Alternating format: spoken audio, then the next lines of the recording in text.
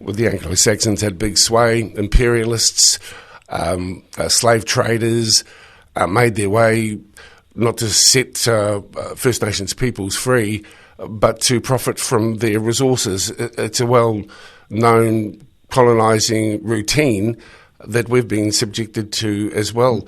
What about the treaty? This is a very interesting point in the conversation. I just want to pick up what you said. You want to talk about the treaty, but I just want to pick up on what you said there.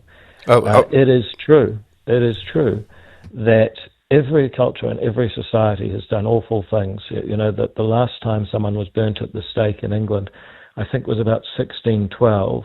But what you just did was try to say, well, you know, there's you white people are guilty. Actually, what I'm saying is that slave trading, violent insurrection, othering people, putting people in a collective, it's wrong, whoever does it. And we should all agree that it's wrong. We shouldn't try and say, oh, yeah, but you guys did it as well. Let's move the conversation beyond that. Anyway. I don't disagree with what you're saying there, but you'd have to agree that we've ended up with a parliamentary system, not of our making as a people, Māori, being one half to the signatories of the treaty. And the dishonouring of the treaty has occurred ever since 1840.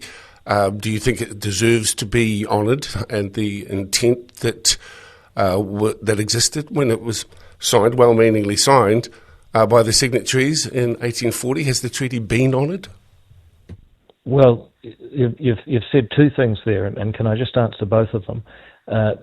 First of all, we have a parliament not of our making. I mean, I've got to say, I was born in 1983. The parliament was there. I didn't make it. I just was born into a country that has it. I'm very, very grateful that it's a parliament that happens to be the most effective system of democratic governance that the world's ever known. And the proof of that is that people that live under Westminster parliaments live longer, they have less violence in their life, they have better technology, more wealth, because the Westminster system is the best way we've found so far to protect people's basic rights. So, yeah, it's true, none of us that are alive today created it, but we should be really glad we have it, because there's nothing comparable in terms of a way of life. The second question about has the treaty been honoured? Well, quite clearly no. I mean, the Waitangi Tribunal spent 50 years forensically analysing breaches of the treaty. It's produced some wonderful reports which show where the treaty was breached. And under the treaty settlement process, we as a country have tried to find the best balance between redressing the wrongs of the past without completely upturning the society that we have today. In other words, we've said we're not going to give private property in redress, but there will be a lot of state property given.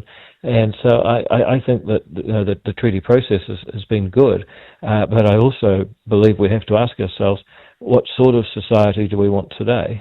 Do we want to forever be divided into those two groups like Gaza, or do we want to have a society where we say each of us are human beings with hopes and dreams and should have an equal purchase on our time on earth, not be prisoners of things that happened before we were born?